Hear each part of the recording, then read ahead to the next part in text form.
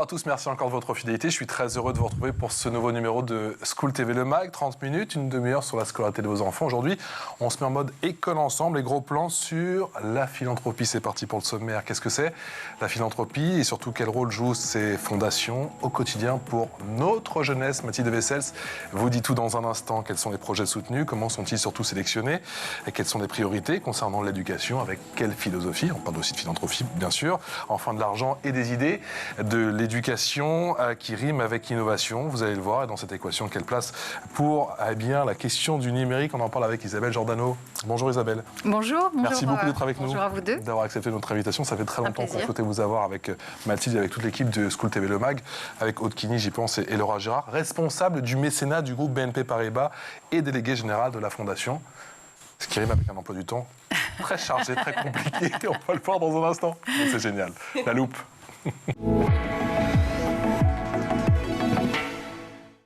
Salut Mathilde, on est très heureux aujourd'hui de parler de cette fondation BNP Paribas. Effectivement, la fondation BNP Paribas qui fait du mécénat d'entreprise depuis 1984. Elle est placée sous l'égide de la Fondation de France. Elle s'inscrit dans deux axes principaux, l'innovation et la jeunesse. Et ces actions concernent la solidarité, l'environnement et la culture. On peut dire qu'il s'agit d'un véritable accélérateur de transition grâce à l'esprit pionnier et avant-gardiste de cette fondation, justement. Quels sont les champs d'action de cette fondation? Alors, on va commencer par la solidarité, où le but premier de la fondation est de lutter contre toutes les formes d'exclusion. Et il y a du travail, notamment dans les quartiers populaires. Ils viennent en aide aux jeunes en leur proposant des programmes en faveur de l'éducation scolaire et de la pratique aussi artistique à l'international. Autre combat, c'est la lutte contre les violences faites aux femmes. Il y a aussi le fait de favoriser l'intégration des réfugiés en Europe. Plein de sujets vraiment divers et variés. Comment la fondation favorise-t-elle l'égalité des chances dans l'éducation? En mettant en place, par exemple, du mentorat, ce qui permet d'accompagner les jeunes dans leur apprentissage, leur autonomie, leur scolarité et leur insertion dans la vie active. Depuis 2021, la Fondation soutient diverses associations qui œuvrent justement dans ce sens. Et plus largement, la Fondation est aussi venue en aide à la jeunesse qui a connu beaucoup de difficultés pendant la crise Covid. On le sait, elle a lancé notamment en septembre 2021 un plan Solidarité Jeunesse en soutenant 14 associations en prise directe avec des jeunes, en axant ces actions autour de la continuité pédagogique, la précarité et détresse psychologique ou physique. La Fondation qui participe aussi au voyage scolaire, c'est important. Oui, c'est vrai, tout à fait. Et depuis 10 ans, la Fondation finance des voyages scolaires en partenariat avec notamment la Seine-Saint-Denis. Ce programme s'appelle Odyssée Jeunes. Il a permis à 50 000 collégiens de participer tout de même à 1200 voyages scolaires. Cela concerne 137 collèges du département du 80. Alors clairement, ça dure 30 minutes notre émission. On ne pourra pas parler de tout, Isabelle. Mais tu Mais vous avez tout dit, c'est bien. Projet banlieue. Alors, quand même le projet banlieue, parce que je viens de banlieue. Je viens du 93 pour tout vous dire, donc ça m'intéresse. Ce projet a été lancé en 2006. Oui. La Fondation BNP Paribas accompagne de nombreuses associations qui se mobilisent donc au cœur des quartiers prioritaires. Les domaines qui sont mis en avant sont l'éducation, évidemment, l'insertion sociale et professionnelle et l'amélioration du vivre ensemble. On compte plus de 1000 associations locales qui ont été accompagnées en France en faveur de 900 000 bénéficiaires. Depuis 2019, le programme Projet banlieue a élargi son périmètre d'action et couvre aujourd'hui 80% de la population résidant dans ces quartiers prioritaires. Merci Mathilde, d'Expression Orale avec notre invité.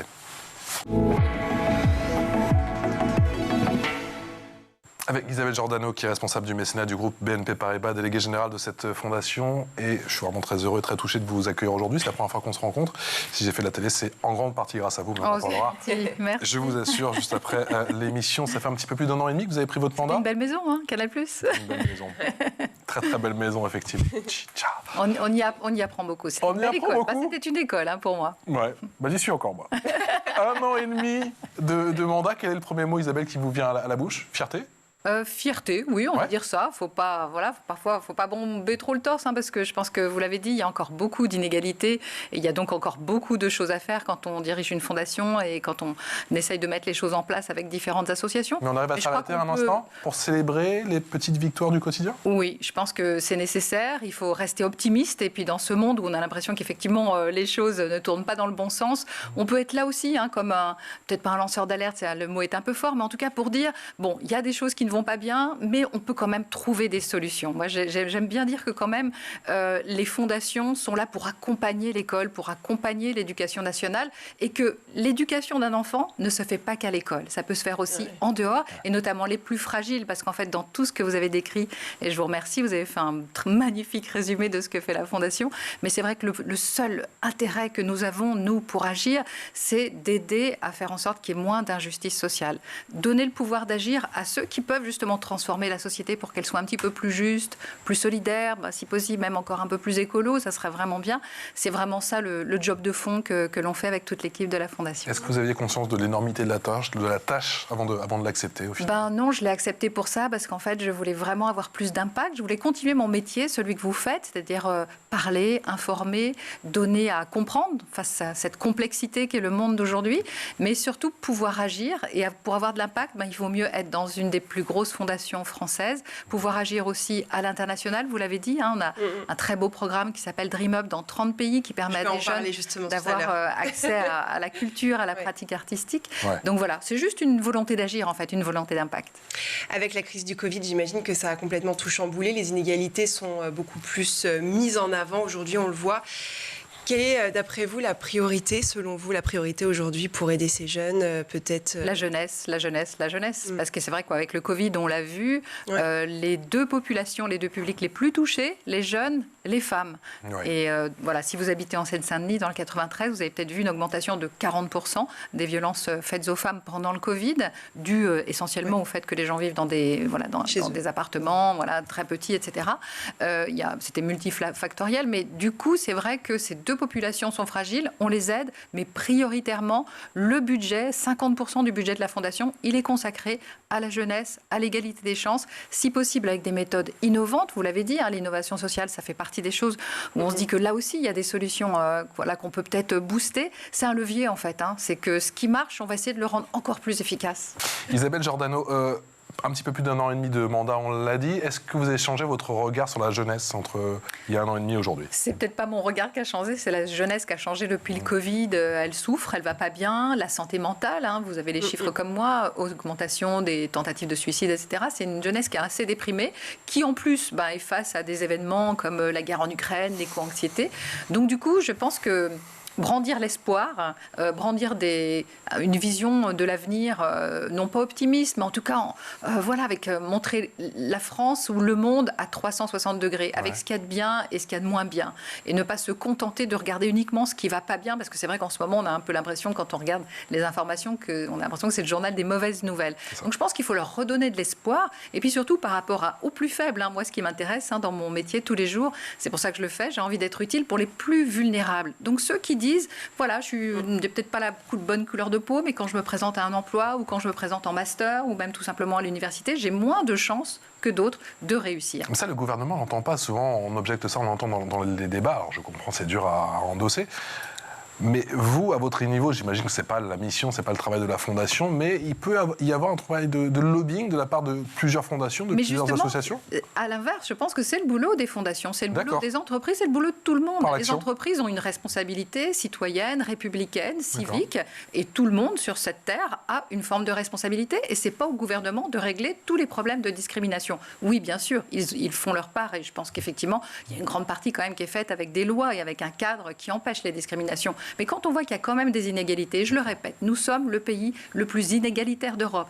Un jeune qui est pauvre, qui est d'origine modeste ou qui est d'origine ouvrière ou qui vit dans une zone rurale a moins de chances de réussir ses études, son épanouissement professionnel et aussi son épanouissement personnel. Ça fait beaucoup quand même, Il y a beaucoup d'embûches. Donc nous, notre boulot, c'est d'enlever les bûches. Voilà, le boulot des fondations qui est de financer les associations et dont certaines sont déjà venues à cette table. Je pense à Article 1, Télémac, Nos quartiers ont du talent, Eloquentia, Mosaïque RH. Voilà, il y a beaucoup d'associations. D'ailleurs, on a pris le soin de les regrouper dans un lieu que j'aime beaucoup qui s'appelle l'Ascenseur, qui porte bien son nom, qui est à Paris, à côté de la Bastille, un lieu symbolique.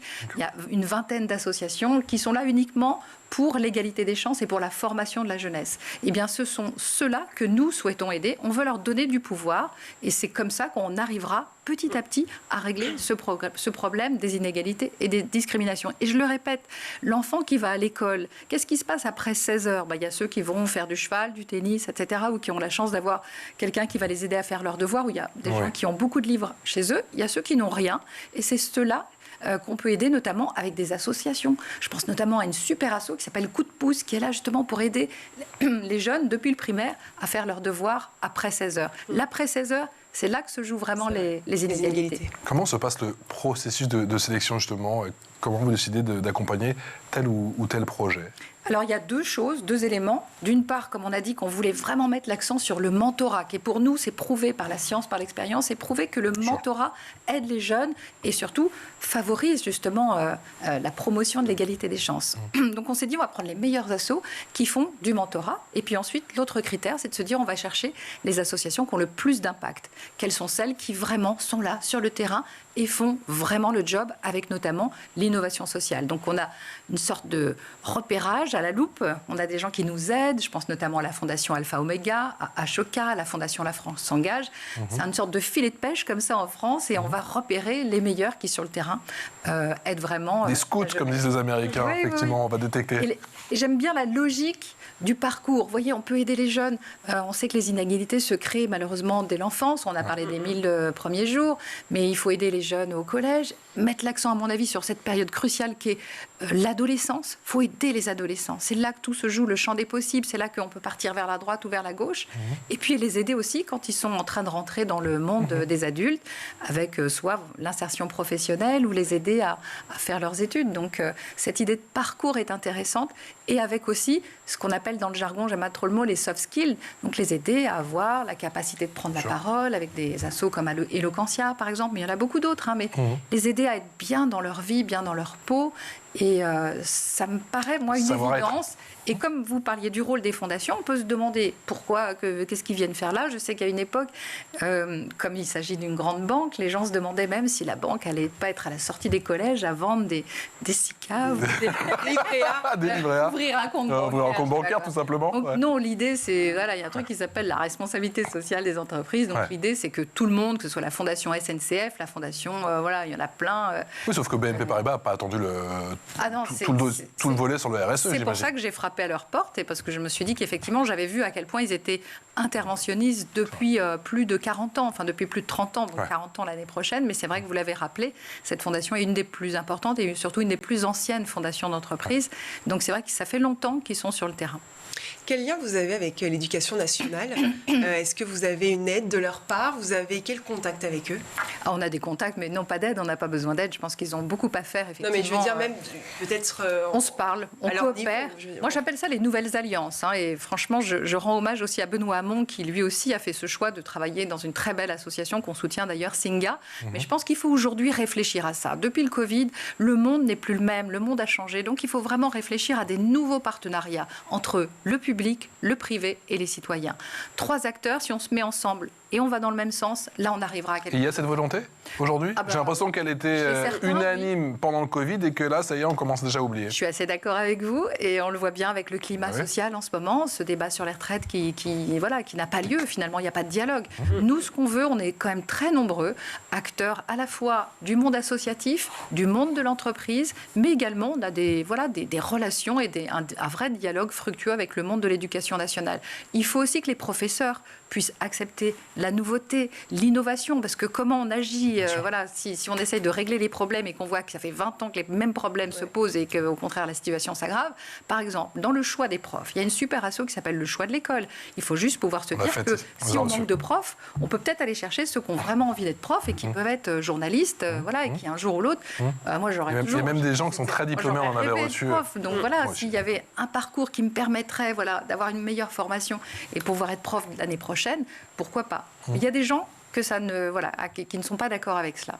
Donc du coup, c'est pour ça qu'il faut cet élément de dialogue et faire en sorte qu'on se dise on va dans le même sens, parce que la situation quand même est assez grave et il y a quand même beaucoup trop d'injustice. Est-ce que la philanthropie, Isabelle, à la française, c'est la même philosophie que dans les pays anglo-saxons ou c'est un petit peu différent ? C'est très différent. Nous, effectivement, notre philanthropie est quand même beaucoup liée au monde de l'entreprise. On pourrait aussi se dire que par rapport au nombre de fondations d'entreprises, si on compare avec l'Espagne, l'Italie, l'Allemagne, l'Angleterre, il pourrait y avoir beaucoup plus d'entreprises qui créent leur fondation ou qui mettent plus d'argent en mécénat dirigé vers la jeunesse. Moi, c'est un appel que je lance. En tout cas, je pense que ça ne serait pas inutile. Et c'est vrai que la philanthropie des Américains, notamment, elle est faite avec des personnes, des fortunes personnelles. Et on connaît, par exemple, ce que fait la Fondation Gates.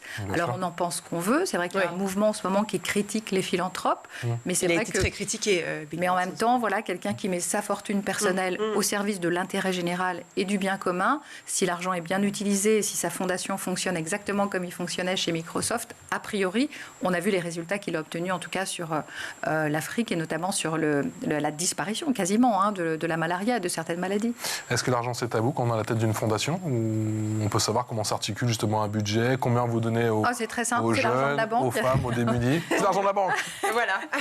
Moi, j'aime Ça me bien, rassure pour avec vous. un clin d'œil, j'aime bien dire que c'est une manière d'utiliser intelligemment l'argent des banquiers. Mais c'est vrai que c'est une somme qui est allouée par la direction générale. Et effectivement, cette somme, elle essaye d'être même plus importante d'année en année. Donc il faut quand même aussi saluer ceux qui décident de mettre de l'argent sur la table pour les femmes, les réfugiés et essentiellement pour la jeunesse.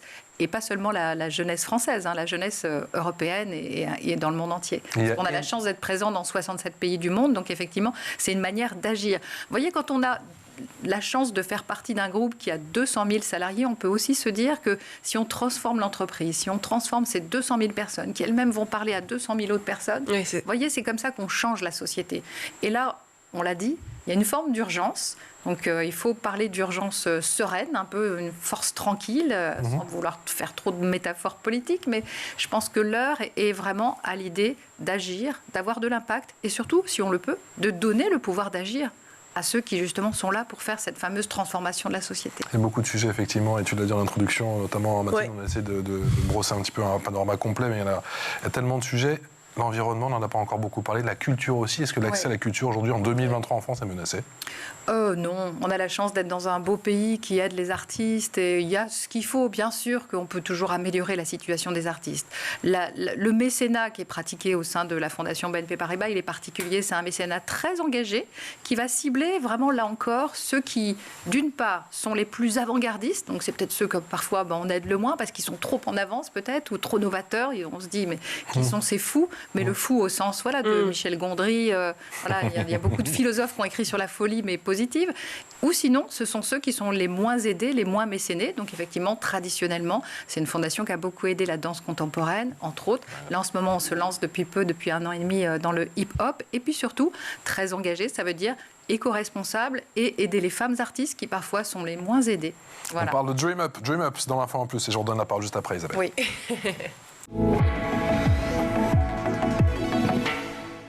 Mathilde, tu nous parles effectivement de ce programme financé et coordonné par la Fondation BNP Paribas qui concerne la pratique artistique. Tout à fait, ce programme, donc c'est Dream Up. Il s'agit d'un programme international d'éducation à la pratique artistique. Il se déploie aujourd'hui dans 29 pays. L'objectif, il est simple, soutenir l'éducation par la pratique artistique. Et cela concerne les enfants issus de milieux défavorisés. La Fondation leur permet donc de pratiquer plusieurs disciplines artistiques telles que le chant, le théâtre, la musique et les arts visuels. Depuis sa création, ça remonte en 2015. Ce sont tout de même 55 000 enfants qui ont bénéficié de ce programme dans le monde entier. Isabelle ? Moi, ça me sidère, même si ça fait plus de 20 ans que je connais effectivement la force, le pouvoir de l'art sur les enfants. Les enfants qui pratiquent une discipline artistique, bien souvent, n'ont pas de problème de scolarité. Et moi, je connais plein d'associations. Je vous ai parlé du hip-hop. Là, on finance hip-hop Turgot, le lycée Turgot. Et c'est vrai qu'on remarque que ces enfants qui font du hip-hop, c'est 100% de réussite au bac. Et je peux vous citer plein d'autres exemples. Donc, du coup, on regarde l'Allemagne, on se dit, tiens, ils font du sport et ils font ils pratiquent effectivement aussi la culture l'après-midi. Nous, on le fait toujours pas ici en France. On a toujours ce système très rigide d'emploi du temps. On a fait une émission sur la Finlande, nous, la semaine dernière, je peux vous dire. On va faire des maths le vendredi à 17h. C'est complètement absurde. Oui. Donc, du coup, vraiment, franchement, la culture, ça change la vie. Moi, personnellement, le cinéma a changé ma vie. Je ne dis pas que j'ai eu de meilleurs résultats scolaires. Je suis l'exception. Mais en tout cas, je sais que ça change la manière de voir le monde. Ça change la manière d'être, la manière de développer aussi son esprit critique. Donc, c'est formidable. Moi, je voulais juste rajouter, mais très rapidement, vous connaissez cette parabole, est-ce qu'il vaut mieux donner du poisson ou apprendre à pêcher? Oui. On a dit beaucoup de choses sur la fondation BNP Paribas. S'il y avait un seul truc à retenir, c'est celui-là. C'est-à-dire que c'est vraiment, non pas seulement résoudre la pauvreté, l'injustice, les causes de la pauvreté, les causes des injustices. Pourquoi est-ce qu'il y a des gens qui ont effectivement ce problème effectivement de ne pas avoir la même chance que tout le monde, d'avoir j'appelle ça les inégalités de destin. C'est vraiment ça, on se croirait dans un film, mais c'est pas le fabuleux destin, c'est l'inverse justement. Mais je pense que c'est important aujourd'hui de se poser la question du changement systémique.